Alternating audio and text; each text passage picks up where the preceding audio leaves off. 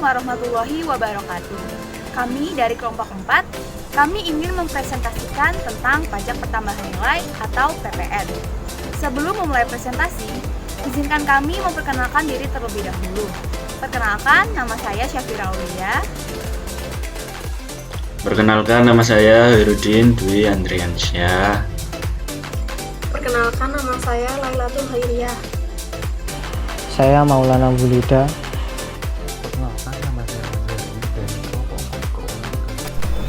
Baik, yang pertama adalah definisi dari pajak pertambahan nilai atau biasa yang kita kenal dengan PPN. Pajak pertambahan nilai adalah pajak yang dikenakan atas setiap pajak pertambahan nilai dari barang atau jasa dalam peredarannya dari produsen ke konsumen.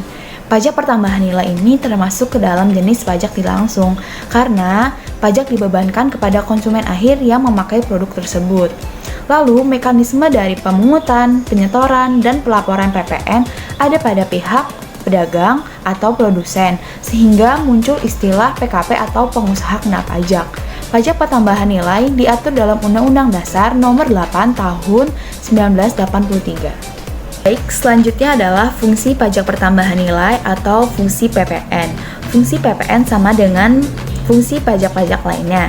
Yang pertama adalah fungsi anggaran atau budgeter. Untuk membiayai pengeluaran-pengeluaran negara atau menjalankan tugas rutin negara diperlukan biaya. Biaya diperoleh melalui pajak yang telah dipungut oleh pemerintah. Salah satunya adalah pajak pertambahan nilai atau PPN. Lalu fungsi yang kedua adalah fungsi mengatur atau regularen. Fungsi mengatur di sini pajak dapat digunakan sebagai alat mencapai tujuan. Pemerintah bisa mengatur pertumbuhan ekonomi melalui kebijaksanaan pajak. Contohnya, dalam rangka mengantarkan penanaman modal baik di dalam maupun luar negeri, diberikan berbagai macam fasilitas keringanan pajak. Dalam menjaga produksi di dalam luar negeri, pemerintah menerapkan bea masuk atau bea impor yang tinggi untuk barang atau jasa yang berasal dari luar negeri. Lalu yang ketiga adalah fungsi stabilitas. Dengan adanya pajak, pemerintah memiliki dana untuk menjalankan kebijakan yang berhubungan dengan stabilitas. Agar penggunaan pajak dapat berjalan efektif dan efisien, pemerintah juga bisa mengatur peredaran uang di masyarakat dengan adanya fungsi stabilitas ini. Lalu yang keempat adalah fungsi redistribusi pendapatan. Pajak yang telah dipungut oleh negara akan digunakan untuk membuat atau menghasilkan fasilitas sarana prasarana untuk kepentingan umum, termasuk pembiayaan pembangunan dan membuka kesempatan kerja atau lapangan kerja agar masyarakat dapat menikmati hasil pajak yang telah dibayarkan kepada negara. Dan setelah pajak dikenakan kepada masyarakat, itu bisa meningkatkan pendapatan masyarakat apabila lapangan pekerjaan sudah dibuka oleh pemerintah sebanyak-banyaknya. Baik, selanjutnya adalah tujuan dari pajak pertambahan nilai atau PPN. Tujuan yang pertama adalah meningkatkan pendapatan negara Indonesia. Diketahui pada tahun 2018, PPN merupakan penyumbang terbesar nomor 1 dalam kategori pajak. Di sini, biaya yang telah didapatkan dari pemungutan pajak itu digunakan untuk pembiayaan negara serta pembangunan nasional sehingga dapat meningkatkan kesejahteraan rakyat dengan menjamin keadilan dan pemenuhan kewajiban perpajakan. Lalu tujuan yang kedua adalah menunjang kebijaksanaan pemerintah dalam meningkatkan investasi. Investasi di sini bisa diambil dari luar negeri ataupun dalam negeri. Pemerintah di sini harus menciptakan daya saing dan meningkatkan kemakmuran rakyat. Hal itu sesuai dengan teori yang ada di mana fungsi pajak menurut Suwandi itu adalah fungsi regularen yang berarti mengatur. Berfungsi untuk mengatur masyarakat dalam bidang ekonomi, sosial, politik. Lalu selanjutnya adalah definisi dari pajak progresif.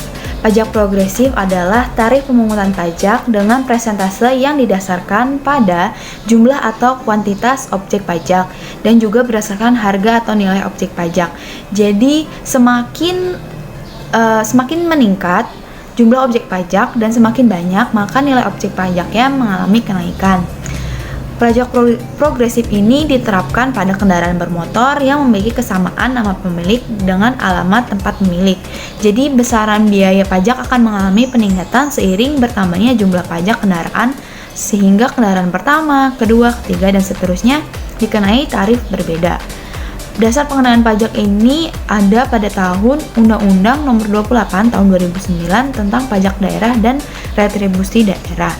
Namun berbeda dengan pajak pertambahan nilai atau PPN. PPN ini dikenakan bagi semua kalangan karena sudah diatur oleh pemerintah pajaknya itu sekitar 10%. Lalu selanjutnya adalah implementasi keadilan pajak progresif dalam pajak pertambahan nilai. Tarif pajak progresif dikenakan atas penghasilan.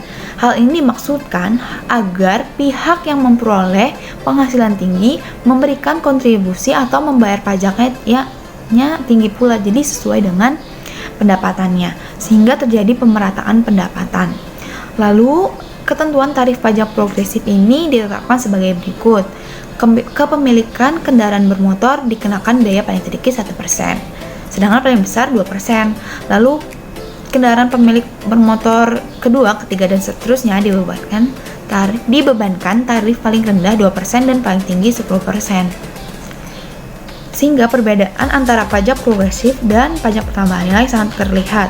Kalau pajak progresif itu dilihat dari penghasilan orangnya, sedangkan pajak pertambahan nilai tidak melihat penghasilan orangnya karena semua dipukul sama rata, yaitu 10%. Saya ingin menjelaskan subbab, tujuan, bentuk, dan model kebijakan untuk meningkatkan pendapatan pajak pertambahan nilai. Di sini, bentuk-bentuk pengaturan kebijakan yang biasa dilakukan sebuah negara untuk mendapatkan pajak pendapatan pertambahan nilai, diantaranya yang pertama adalah mengatur transaksi yang dikenakan PPN. Nah, dari konsep transaksi yang dikenakan PPN sendiri adalah pertama, penyerahan barang yang dapat berupa barang terwujud, barang tidak terwujud, serta barang bergerak, barang tidak bergerak, dan juga transaksi ekspor dan impor. Kemudian, yang kedua adalah mengatur penyerahan barang yang dikenakan PPN. Nah, di sini transaksi yang dimaksud harus memenuhi kriteria dari penyerahan barang sendiri. Penyerahan tersebut harus dilakukan oleh pengusaha kena pajak. Penyerahan tersebut harus memiliki nilai. Penyerahan tersebut harus dilakukan di wilayah teritorial dari negara yang bersangkutan. Kemudian PKP harus melakukan kegiatan penyerahan tersebut dalam ruang lingkup aktivitas ekonomi yang dilakukannya. Kemudian yang ketiga ada mengatur jasa yang dikenakan PPN. Nah, di sini transaksi yang dimaksud juga harus memenuhi kriteria dari penyerahan jasa. Terus penyerahan tersebut harus memiliki nilai, penyerahan harus dilakukan di wilayah teritorial, dan penyerahan tersebut dilakukan oleh PKP. Kemudian yang keempat ada mengatur impor dan ekspor. Pengenaan atas barang impor dan ekspor ini dilatar belakangi dengan adanya prinsip bahwa barang pada umumnya dikenakan pajak ketika barang tersebut keluar atau masuk dalam wilayah teritorial sebuah negara. Kemudian model kebijakan untuk meningkatkan pendapatan PPN biasa terjadi pada kebijakan fiskal surplus, yang mana kebijakan fiskal surplus ini adalah kebijakan yang jumlah pendapatan harus sedikit lebih tinggi dibanding dengan jumlah pengeluaran. Kebijakan fiskal ini merupakan cara untuk menghindari inflasi. Apabila terjadi inflasi besar-besaran, peredaran uang di masyarakat terlalu membludak. Kemudian pemerintah bisa menekan dengan membatasi pengeluaran dan menarik pajak setinggi-tingginya. Yang pertama yang biasa dilakukan oleh pemerintah adalah bentuk kebijakan menaikkan pajak secara langsung atau melipat gandakan pajak tersebut. Misalnya sebuah negara memiliki pajak PPN 5%, kemudian dinaikkan menjadi 15%.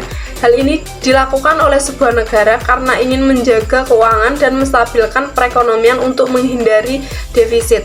Contohnya pada saat pandemi seperti ini, negara Arab Saudi menaikkan pajak pertambahan nilai 3 kali lipat dari sebelumnya karena kewalahan dengan pengeluaran yang terus meningkat. Kemudian yang kedua, dengan memberhentikan atau mencabut subsidi yang diberikan oleh pemerintah. Hal ini dilakukan karena subsidi merupakan beban negara yang dikeluarkan dari pendapatan pajak tersebut. Apabila pemberhentian subsidi dilakukan, maka sebuah negara tidak akan mengurangi pendapatan pajak tersebut dan memiliki pertambahan nilai dari subsidi yang dianggarkan sebelumnya.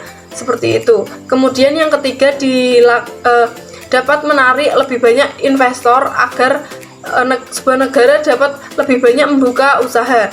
Kemudian dari banyaknya investor yang masuk, negara dapat menarik pajak pertambahan nilai untuk setiap transaksi penyerahan barang atau jasa, yang mana hal ini dapat menambah pendapatan PPN dan membuka lapangan pekerjaan. Kemudian sebuah negara dapat menunda belanja negara dan memangkas anggaran. Dengan melakukan penundaan, berarti sebuah negara tidak mengeluarkan pendapatan PPN, sehingga dalam penundaan ini mempengaruhi pendapatan negara yang tidak menurun, dan uang yang sudah dianggarkan tersebut akan kembali ke uang anggaran sebelumnya dan tidak mengurangi PPN yang ada. Kemudian meningkatkan harga jual. Saat terjadi inflasi, otomatis harga jual meningkat. Kemudian hal ini dapat mendatangkan pendapatan PPN. Dalam pengaturan PPN, harga jual merupakan dasar pengenaan pertambahan nilai. Selanjutnya adalah kebijakan fiskal pengurangan pajak pertambahan nilai. Pada pengurangan pajak pertambahan nilai, kita mengenalnya dengan kebijakan defisit. Kebijakan ini tidak lain adalah bertujuan untuk mengembalikan kelesuan perekonomian suatu negara dengan cara pengeluaran pemerintah secara besar-besaran. Kalau kita lihat dalam Samuelson 2005, ini menyebutkan bahwa kebijakan defisit merupakan kebijakan fiskal yang ditempuh untuk mengatasi kelesuan perekonomian atau untuk mengatasi situasi deflasi yang dialami suatu negara.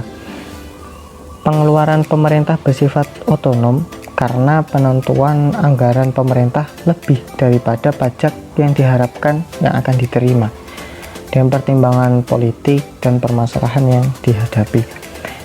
Pada kasus ini kita berkaca pada pendekatan Keynes.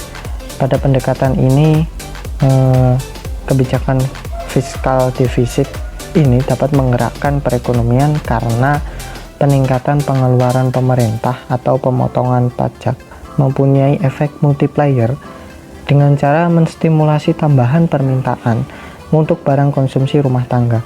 Dengan demikian, pemerintah tidak membebani masyarakatnya dan juga memberikan bantuan, baik itu secara langsung maupun tidak langsung, adalah untuk meningkatkan permintaan barang rumah tangga pada suatu perekonomian di suatu negara. Dengan demikian, masyarakat dapat membeli barang-barang yang dibutuhkan untuk mengembalikan perekonomian suatu negara secara normal. Selain itu, pada masa pandemi ini pemerintah juga mengeluarkan peraturan MK tahun nomor 23 tahun 2020. Selama 6 bulan ke depan, dimulai pada masa April, ada batasan nominal restitusi yang diberikan kepada PKP eksportir dan PKP non eksportir. Tujuan dari pemerintah mengembalikan pajak yang sudah dibayarkan oleh perusahaan adalah agar perusahaan tersebut tidak merugi karena adanya pandemik tersebut. Dengan demikian, kebijakan defisit ini ada pada suatu negara tidak lain dengan tujuan untuk mengembalikan perekonomian agar berjalan secara normal lagi.